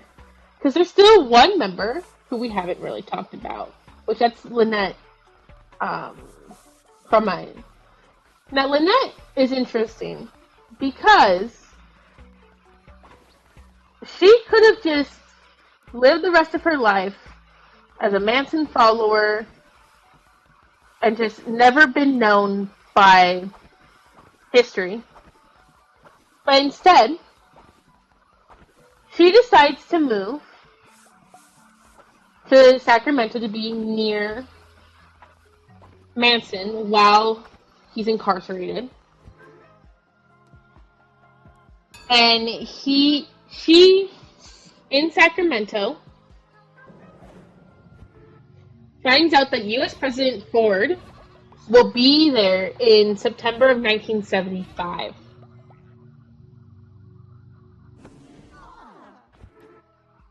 On September 5th, 1975, Lynette from Maine attempts to assassinate President Ford in Sacramento. Quite obviously, they're like, no, this is not happening.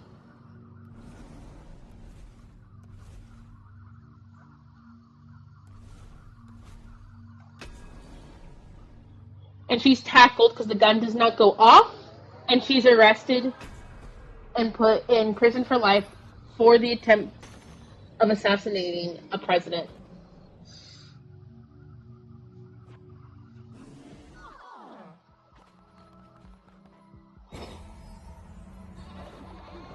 Now,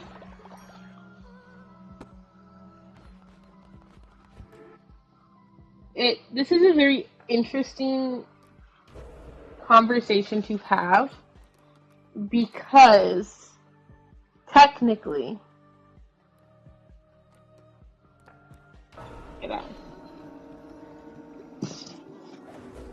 of the 10 people who we mentioned at the top to kind of keep track of, 7 of them are still alive. Um, and I'll just go in the order that I introduced them. Charles Manson, and this was like, oh, like I think for me, seeing some of these dates for some of these people of like when they died was jarring because I didn't think about how if you're 20 or 30 in the 1970s, you're only 60 or 70 when like around the time I was born. Um, Charles Manson died in 2017. Oh, someone lost a level. I'm sad for them. Okay, you're not looking for me. Um, Susan Atkins also dies in prison. She died in prison in 2009 due to cancer.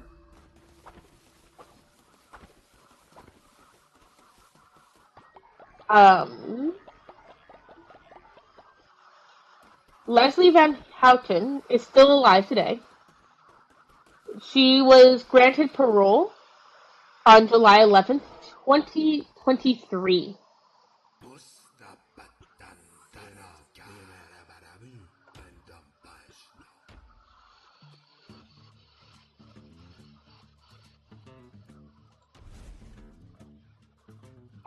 Let's see.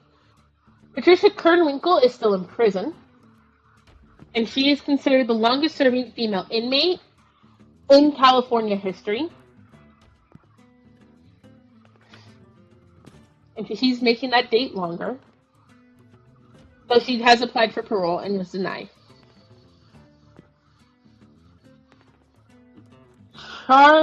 Charles Tex Watson is also still in prison and been denied parole several times.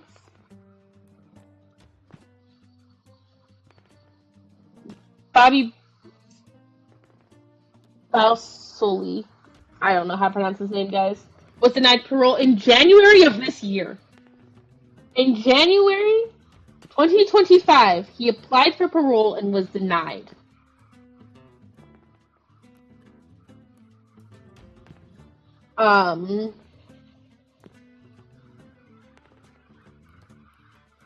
Steve Clem Grogan was actually the first of the former Manson members to be granted parole. He was granted parole in 1985. And the reason he was granted parole was because in the Donald Shea murder in 1984, he came forward and he told them that Shea's body was not dismembered. He actually knew where Shea's body was and drew the police a map. With that map, they were able to identify and return home Donald Shea's body. And he was released on parole in 1985. And he is still alive today.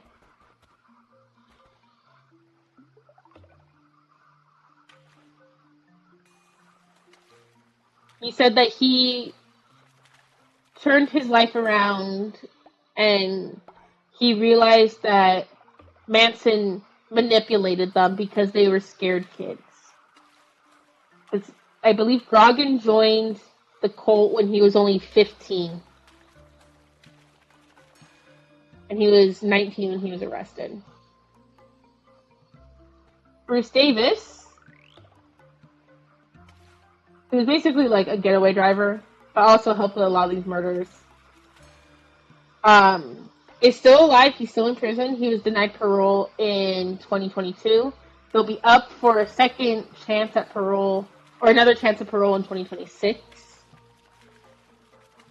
Linda, our girl who changed state witness,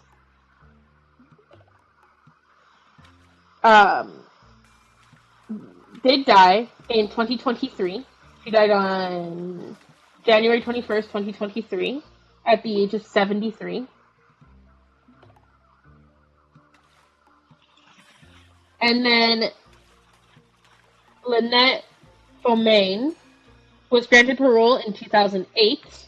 She was the second person to be granted parole. And in 2018, a year after Manson died, which I think is just an interesting little fact, she actually wrote a book about her life. Don't know why she did that. I think in part she just wanted to get everything off her chest. But she didn't wait until after Manson had passed away to write that book.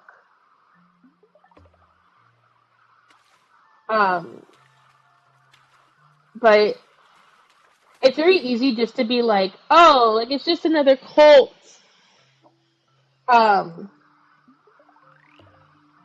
Like, relatively, 9 is on the lower end, even 24. If we go with the highest number, 24, is on the lower end of how many people cult killed. But that's not why we remember the Manson family.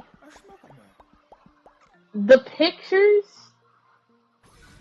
I think, give you the most like haunting version of events. Because what people realized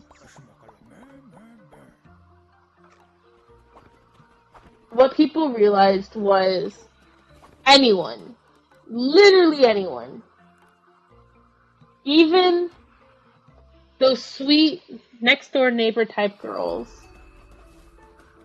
could and would kill if given the right motivation, if sent down the wrong path. Because a lot of these girls were like I said at the top, they were middle class women. 15 to 23 years old, who just with the right push were just willing to kill for someone else. And it's like, yeah, today we're like, well, obviously, anyone's capable of murder. But at the time, I think it was just so unexpected. It's not what they wanted to believe was who would be the murderer. They wanted to believe a man like Manson. Sure, he would. But the sweet girls that live next door, they could never murder anyone. And I think it was something that really shocked them. Since, if you ever look up pictures, especially of the Manson girls at the trial, it legitimately looks like just a photo, like a family photo, or someone just took a photo of of their daughters.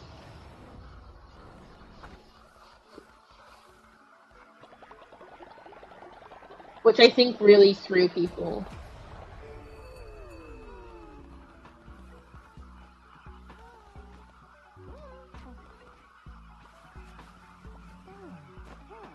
And like, we can always make the argument of like, yes.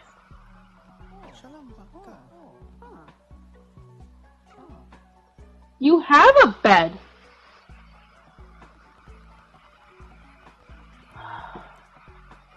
I don't have enough money for a sleeping bag. I just spent all my money.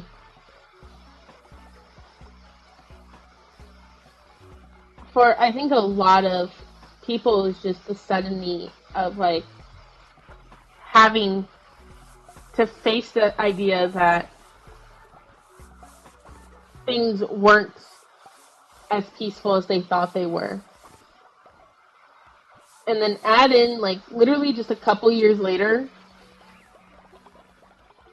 you have Jonestown happening, and then you have other cults that we're going to talk about, so I'm not going to spoil it now,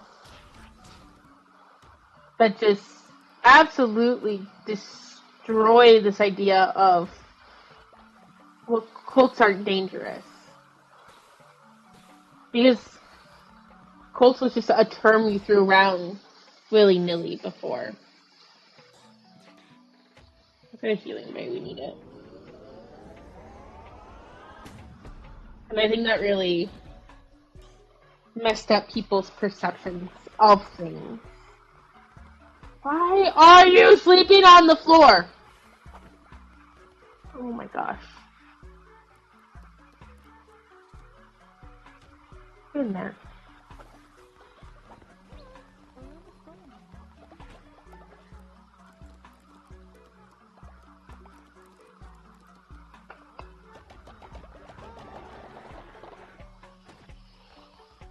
You're over here. You're praying.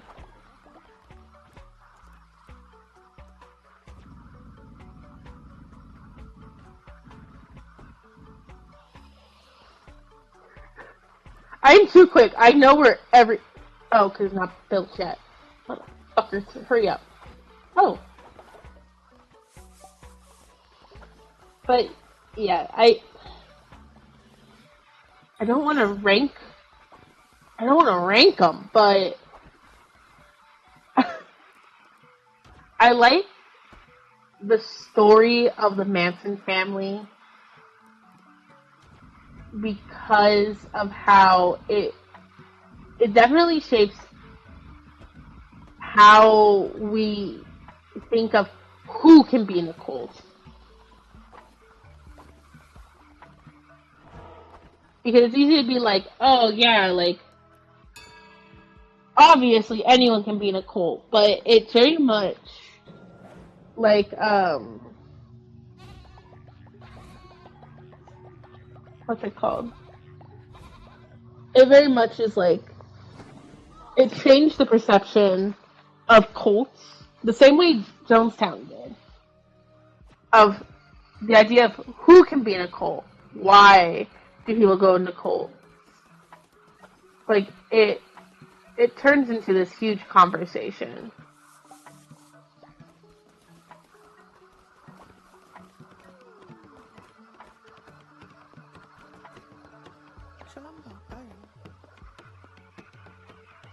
But that's basically all I have. I do know what cult we're doing next. I just have to pull it up on my phone.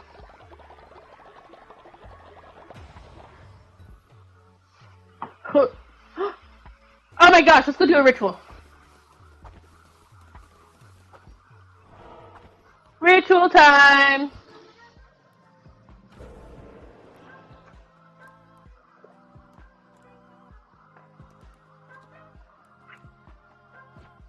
Wait, are they hungry? Yeah, they are. Let's do a feast. Yeah, there is. There's been a lot of movies. Actually, the one I found the most interesting that I didn't realize was about the Manson family. Or, it's technically not about the Manson family, but it's about the Manson family. Once Upon a Time in Hollywood. So, Once Upon a Time in Hollywood is about Sharon Tate. Margot Robbie plays Sharon Tate.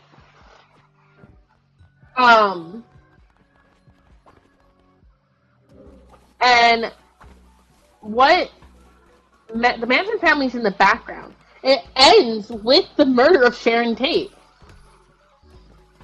I did not know that was at all like what that movie was about. If I had known that, I probably would have watched the movie way sooner.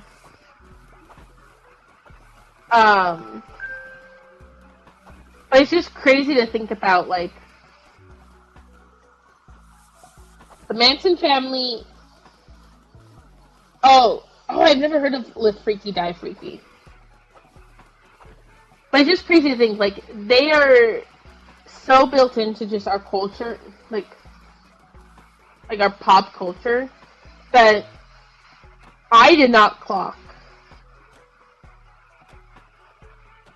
Aww.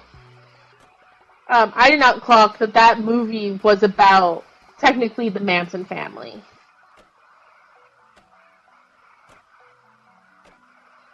Which is crazy to think about.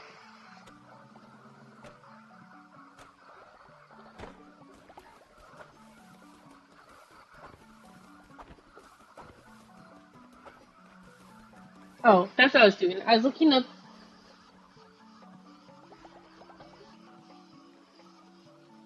So,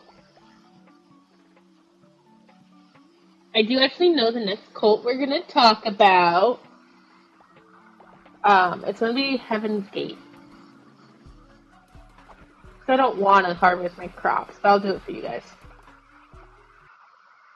Oh my gosh.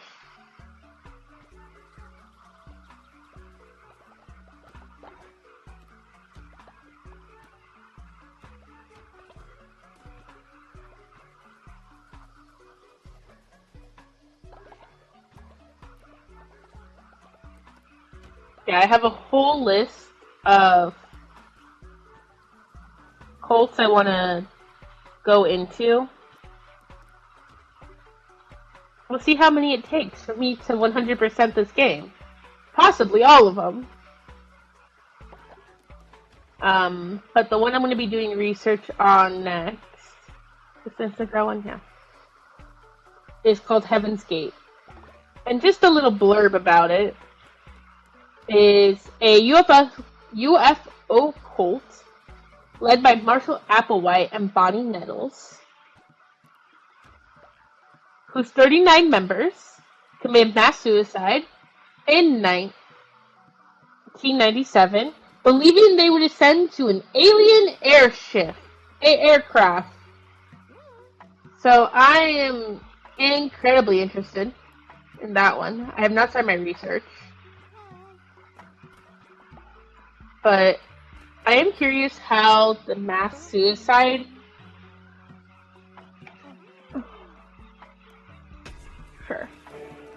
I am curious how the mass suicide will compare to the Jim Jones one, since Jim Jones is absolutely kind of like what we think of as like suicide murders or suicides in cults.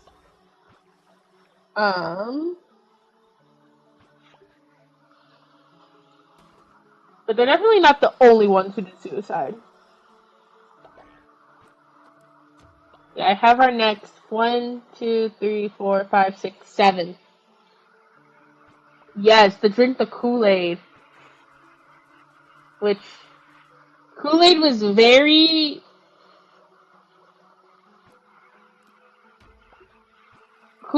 quick to say, oh, it wasn't Kool-Aid, it was Flavor-Aid, actually. So technically all the readings and everything doesn't say that it was Kool-Aid. Oh yeah, the death tape is horrendous. It's 45 minutes. I listened to the whole thing because I'm a masochist.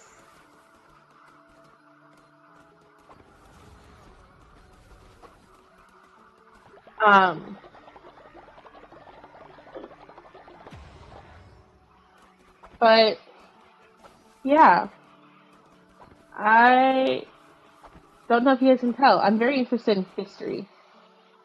Oh no, it's horrendous. But the fact that there are still people of the Manson family alive is terrifying. Like, and not even like, oh my gosh!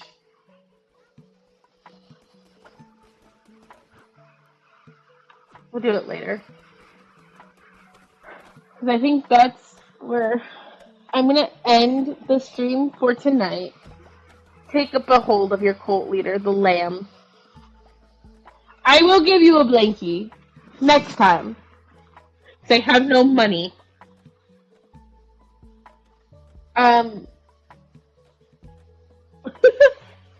going to end the stream here. Thank you so much for joining me in playing Cult of the Lamb and talking about the Manson family. Hopefully I stream in the next couple days. We'll see how my research goes. Alright. Peace out. Bye!